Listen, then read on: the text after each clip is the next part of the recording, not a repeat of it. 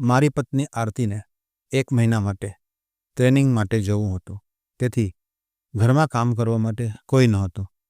તેથી મારી પત્ની આરતીએ કહ્યું કે હું મારી માને તમારી પાસે બોલાવીશ, જેથી તે તમારી સંભાળ રાખી શકશે. પછી સાસુમાં પણ ઘરે આવવા તૈયાર થઈ ગયા. પત્ની આરતી 1 મહિના માટે ટ્રેનિંગ માટે મુંબઈ ગઈ હતી. ઘરમાં હું અને મારી સાસુ અમે બંને જ હતા. એક રાત ખૂબ જ ઠંડી પડી રહી હતી, તેથી હું મારા રૂમમાં સૂવા આવ્યો. પરંતુ ત્યાં સાસુ પહેલેથી જ ઊંઘી ગઈ હતી. જ્યારે હું રૂમમાં પ્રવેશ્યો ત્યારે સાસુએ કહ્યું કે જમાઈજી, શું થયું? તો હું બોલ્યો, બહાર ખૂબ જ ઠંડી છે અને હું ઊંઘી શકતો નથી. પછી સાસુએ કહ્યું, કોઈ વાંધો નહીં, તમે અંદર આવી જાઓ. જ્યારે હું બેડ ઉપર ગયો ત્યારે સાસુએ કહ્યું, તમે હજુ પણ ખૂબ જ કાંપી રહ્યા છો. આવો, હું તમારી ઠંડી થોડી વારમાં જ દૂર કરીશ. પછી સાસુ મારી પાસે આવી અને કહ્યું, જમાઈજી, હવે શરમાશો નહીં અને લગાતાર. મિત્રો, મારું નામ સંજય છે. હું 23 વર્ષનો છું અને તાજેતરમાં જ આરતી સાથે લગ્ન થયા. તે એક સરળ, સાદગીવાળી અને નિર્દોષ છોકરી છે. જ્યારે અમારા લગ્ન નક્કી થયા ત્યારે મેં વિચાર્યું કે હું મારી પત્નીને ખૂબ જ ખુશ રાખીશ. પરંતુ જ્યારે હું છોકરીને જોવા ગયો ત્યારે જે છોકરી સ્વાગત માટે ઊભી હતી તેને જોઈને મને લાગ્યું કે આ તે છોકરી છે જે મને ગમી ગઈ. પણ પછી ખબર પડી કે તે તો છોકરી નહીં પણ તેની મા છે. આ પછી છોકરીને જોવાની પ્રક્રિયા પૂરી થઈ અને અમે લગ્ન કરી લીધા. મારી સાસુનું નામ મીનાક્ષી છે અને તે ખૂબ જ સુંદર અને આકર્ષક છે. મારી નજર ઘણીવાર તેના પર જ પડતી હતી. તેથી બોલવાની રીત ખૂબ જ નાજુક અને સુંદર હતી. તેના નામની જેમ જ તેની એક અલગ જાદુઈ સુંદરતા હતી. તેની ઉંમર વધારે હોવા છતાં કોઈ પણ તેને જોઈને કહેશે કે તે લગભગ 30 વર્ષની છે. તેનો રંગ સોનેરી છે. તેનો ચહેરો નાજુક છે. તેની સ્મિત ખૂબ જ સુંદર છે. તેની સાડી પહેરવાની સ્ટાઇલ મારા પર ઊંડી છાપ છોડી હતી. લગ્નના પહેલા જ દિવસે તેમણે મારું ધ્યાન ખેંચ્યું. મારા સસરા નહોતા, તેથી લગ્ન પછી સાસુ અમારી સાથે જ રહેવાની હતી. મારા સારા વિદેશમાં જ જોબ કરતા હતા અને ત્યાં જ સ્થાયી થઈ ગયા હતા. તે સાસુ માને પણ પોતાની પાસે બોલાવવાનું કહેતા હતા, પણ સાસુમાં વિદેશ જવાની ના પાડી દીધી હતી. સસરાના મૃત્યુને 2 વર્ષ થઈ ગયા હતા. ત્યારથી મારી પત્ની અને મારી સાસુ બંને ઘરમાં એકલા જ રહેતા હતા. લગ્ન પછી મારી પત્ની આરતી, જે પહેલેથી જ ભણવામાં હોશિયાર હતી, તેને એક મોટી નોકરીની તક મળી. પરંતુ નોકરી માટે તેને 1 મહિના માટે મુંબઈ ટ્રેનિંગ પર જવું પડ્યું. કંપનીએ મુંબઈમાં રહેવાની અને ખાવાની વ્યવસ્થા કરી હતી. પરંતુ તે ગયા પછી મારા માટે ઘરે રસોઈ કરવાનું મુશ્કેલ થઈ જતું હતું. ત્યારે આરતીએ સૂચન કર્યું કે હું મારી માને તમારી પાસે બોલાવી લઉં, જેથી તમને કોઈ પણ જાતની તકલીફ નહીં થાય. મને તેનું સૂચન ગમ્યું, પણ સાસુમાં શું કહેશે તે વિચારતા હું થોડો ચિંતિત હતો. જ્યારે આરતીએ સાસુ મને આખી વાત સમજાવી તો તેને કહ્યું, અરે, આ તો બહુ સારી વાત છે. તમે ચિંતા ના કરો અને ટ્રેનિંગ પર જાઓ. હું જમાઈને પૂરેપૂરું ધ્યાન રાખીશ. મને પણ તેમની વાત સાંભળીને સારું લાગ્યું. બીજા દિવસે હું સાસુમાને ગામથી શહેર લઈ આવ્યો. તે હજુ સુધી ગામમાં જ રહેતી હતી અને શહેરના વાતાવરણથી સંપૂર્ણપણે અજાણ હતી. જ્યારે મેં તેને ઘર બતાવ્યું ત્યારે તેને કહ્યું કે જમાઈજી, તમે ખૂબ જ સુંદર ઘર બનાવ્યું છે અને ખૂબ જ પ્રગતિ કરી છે. તેણે મારી કાર અને નવા ઘરની ખૂબ જ પ્રશંસા કરી. તેના શબ્દોથી મને અંદરથી ખૂબ જ ખુશી થઈ રહી હતી. બીજા દિવસે આરતીને ટ્રેનિંગ માટે જવું હતું. તે રાત્રે તેણે પોતાનું પેકિંગ પૂરું કરી લીધું હતું. સવારે અમે ત્રણેય તેને સ્ટેશન છોડવા ગયા હતા અને પાછા ફરતા સમયે સાસુએ કહ્યું કે જમાઈજી, આપણે બહાર છીએ તો બજારમાંથી શાકભાજી ખરીદીએ. મેં તરત જ ગાડી બજારની તરફ વાળી.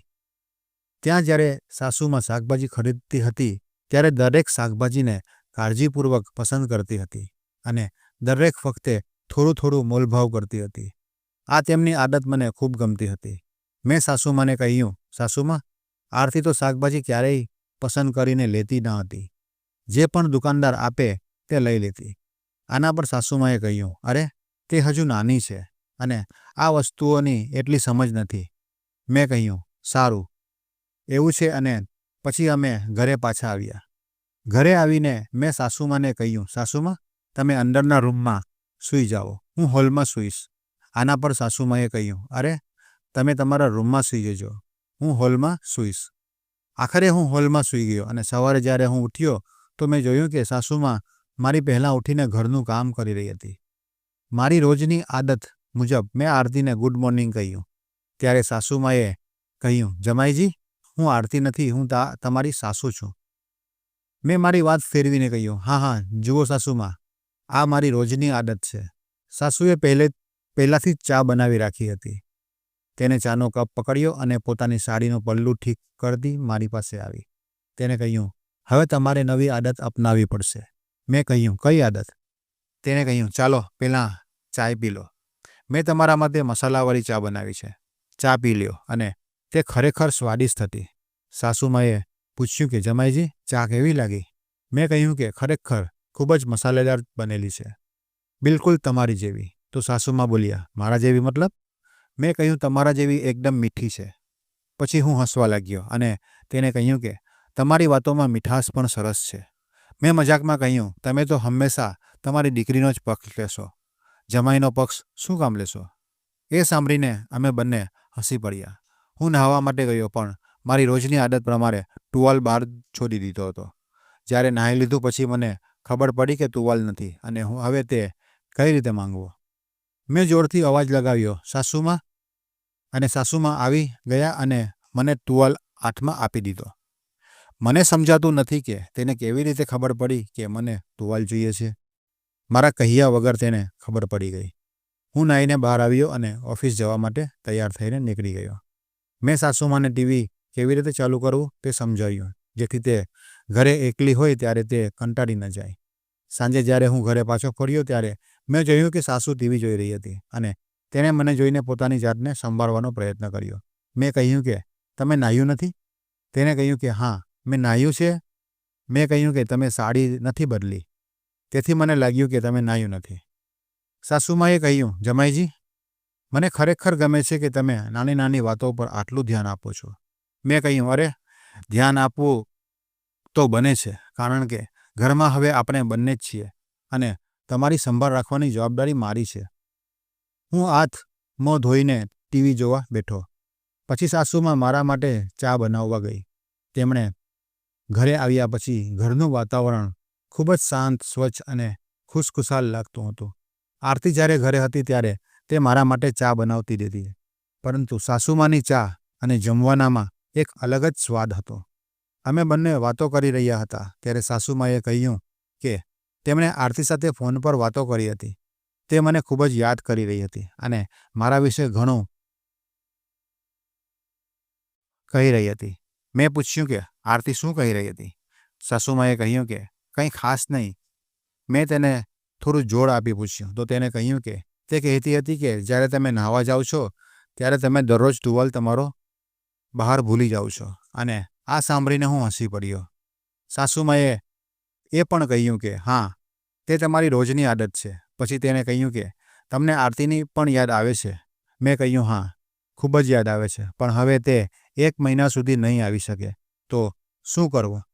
સાસુએ હસીને કહ્યું, અરે, હું તમારી સંભાળ લેવા માટે નથી શું? હું તમને કોઈ પણ વસ્તુની ખોટ થવા દઈશ નહીં, અને જો મને કોઈ વસ્તુની ખોટ લાગશે તો હું તેને પણ પૂરી કરીશ. આ સાંભળીને હું આશ્ચર્યચકિત થઈને તેમની તરફ જોતો રહ્યો અને પછી મેં સાસુમાને કહ્યું કે સાસુમા, આરતીના ગયા પછી મને હોલમાં સૂવું પડે છે. હવે મારી કમી કોણ પૂરી કરશે? સાસુએ જવાબ આપ્યો, જમાઈજી, તમે ટેન્શન ન લો. જો તમને હોલમાં સૂવામાં તકલીફ પડે છે તો તમે રૂમમાં આવીને સૂઈ શકો છો. મને કોઈ તકલીફ નથી અને તે બેડ પણ ખૂબ જ મોટું છે. તેમની વાતોમાં કંઈક એવું હતું જે મને સમજાતું ન હતું. મેં તેમને કહ્યું, ઠીક છે. પછી અમે બંનેએ સાથે જમવાનું જમ્યું. સાસુમાએ જમ્યા પછી પોતાના કામમાં લાગી ગયા અને પછી રૂમમાં આવી. તે મારા માટે દૂધનો ગ્લાસ લઈને આવી. મેં કહ્યું, સાસુમા, મને સાંજે દૂધ પીવાની ટેવ નથી. પણ તે ખૂબ જ આગ્રહ કરવા લાગ્યા, તેથી મેં દૂધ પીધું. પછી તે બેડની એક બાજુ સૂઈ ગઈ અને હું બીજી બાજુ. અમારી વચ્ચે ઘણું અંતર હતું. રાત્રે મને ક્યારે ઊંઘ આવી ખબર જ ન પડી, પણ મારા મનમાં ઘણા વિચારો ચાલતા હતા. સવારે ઉઠીને મેં જોયું કે સાસુ હજુ ઊંઘી રહ્યા છે. મેં તેને જોયા. તે ઊંઘમાં ખૂબ જ સુંદર દેખાતી હતી. હું તેને જોઈ જ રહ્યો હતો ત્યાં તેની આંખો ખુલી ગઈ અને તેણે મને જોયો. તે હસીને બોલી, જમાઈજી, તમે ક્યારે ઉઠ્યા? મેં કહ્યું, હમણાં જ. તેમણે કહ્યું કે મને રાત્રે બહુ ઠંડી લાગી રહી હતી. મેં તમને ઉઠાડવાની કોશિશ પણ કરી. તમે ઉઠ્યા નહીં અને એકલા જ ધાબળો લઈને સૂઈ ગયા. મેં હસીને કહ્યું, સાસુમાં, મને ઊંઘ આવી ગઈ, ખબર જ ન પડી. પછી હું મારી ડ્યુટી પર નીકળી ગયો. પણ આખો દિવસ તેમના વિશે જ વિચારતો રહ્યો. સાસુમાં આરતી પછી મારી સાથે ખુલીને વાત કરવા લાગી. મને લાગ્યું કે કદાચ સસરાજીના ન હોવાને કારણે તે એકલતા અનુભવી રહી હતી. સાંજે ઘરે પરત ફરતી વખતે રોજની જેમ તે મારા રૂમમાં આવી અને હસીને બોલી, આજે તો ઠંડીમાં મને છોડશો નહીં ને? મેં તેમને ધાબળો આપીને કહ્યું, તમે જ લો, મને ધાબળા વગર પણ ઊંઘ આવી જશે. તો તેમણે કહ્યું, અરે, ઠંડીનો મહિનો ચાલી રહ્યો છે. હવે આરતી પણ નથી ઘરમાં. હવે તો ફક્ત આપણે બંને જ છીએ અને આપણને કોણ જોશે? મેં ધાબળો લીધો અને સૂવાનો પ્રયત્ન કરવા લાગ્યો. સાસુમાં મારા માટે દૂધ લઈને આવી હતી, પરંતુ મને દૂધ ગમતું નથી. તેથી મેં તેને દૂધ પીધું નહીં અને ગ્લાસને એ જ રીતે ટેબલ નીચે મૂકી દીધો. સાસુમાએ કહ્યું, દૂધ પીધું? મેં ખોટું બોલ્યું, હા, પી લીધું. પરંતુ તેમના આ સવાલ પછી મને ઊંઘ આવી રહી ન હતી. સાસુમાં સૂઈ ગયા હતા, પણ થોડી વાર પછી મને મહેસૂસ થયું કે તે રૂમની બહાર ગયા છે. મને લાગ્યું કે કદાચ તે કોઈ કામથી ગયા હશે. થોડી વાર પછી તે પાછા આવી અને મારી પાસે આવીને બેસી ગઈ. તેણે મારો ધાબળો ખેંચી લીધો અને આરતીની જેમ મારી એકદમ નજીક આવી ગઈ. મને કંઈ ખબર પડી રહી હતી નહીં કે શું થઈ રહ્યું છે અને આગળ શું કરવું જોઈએ. આખરે મેં મારી આંખો ખોલી અને જોયું કે સાસુમાએ ફોન પાસે રાખેલો હતો અને તે રેકોર્ડ કરી રહી હતી. હું ડરી ગયો અને પૂછ્યું કે આ તમે શું કરી રહ્યા છો? તે ચોંકી ગઈ અને બોલી, તમે દૂધ પીધું નથી? હું તેમની વાત સમજવાનો પ્રયત્ન કરી રહ્યો હતો, પરંતુ કંઈ સ્પષ્ટ ન થઈ રહ્યું હતું. મેં તેમને પૂછ્યું કે તમે ફોન પર કેમ રેકોર્ડિંગ કરી રહ્યા છો? તેમણે કોઈ જવાબ આપ્યો નહીં, પરંતુ મેં ઝડપથી ફોન ઉપાડ્યો અને જોયું કે તેમાં મારા વિડીયો રેકોર્ડિંગ થઈ રહ્યો છે. ત્યારે મને સમજાયું કે કાલે રાત્રે સાસુમાએ દૂધમાં ઊંઘની દવા ઉમેરી હતી અને મારી સ્થિતિનો ફાયદો ઉઠાવીને મારી તસવીરો અને વિડીયો બનાવી રહી હતી. મને બધું સમજાયું. મેં તરત જ ફોન પરથી વિડીયો ડિલીટ કરી દીધા, પરંતુ સાસુએ કહ્યું કે આરતીના ફોનમાં પણ તસવીરો છે. આ સાંભળીને મને સમજાયું કે આરતી પણ આ કાવતરામાં સામેલ છે. સાસુમાએ બધી વાતો કહેવાનું શરૂ કર્યું. હું ચૂપચાપ તેમની વાતો સાંભળી રહ્યો હતો અને પછી 111 પર ફોન કર્યો. 10 મિનિટમાં જ પોલીસ અમારા ઘરે આવી ગઈ. સાસુમાને ખબર પણ ન હતી કે મેં પોલીસને બોલાવી છે. મેં પોલીસને આખી ઘટના જણાવી. પછી સત્ય બહાર આવ્યું કે આરતી અને સાસુ ખરેખર માતા પુત્રી નહીં પણ બહેન હતા. આ બંને બહેનોની એક ગેંગ હતી જે છોકરાઓ સાથે લગ્ન કરીને તેમના વિડીયો બનાવતી હતી અને તેમની સંપત્તિ છીનવી લેવાનો ષડયંત્ર કરતી હતી. મારા લગ્ન એક મેરેજ બ્યુરો દ્વારા થયા હતા.